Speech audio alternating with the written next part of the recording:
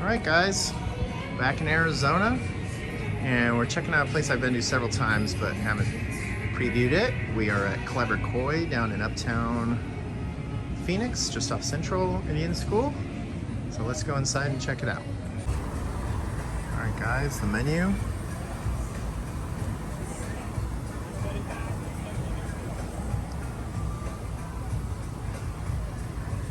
And they've got a lot of house cocktails also. All right, did the lemongrass chicken with the fried rice. And then Nicole also did the lemongrass with the veggies. Let's dive in. All right, everyone, that was fantastic. Recommend coming here. Nicole and I loved it. So, I don't know if you need to make reservations. Maybe at nighttime you do, but lunch is pretty open. It's so beautiful out. Well, till the next video, take care.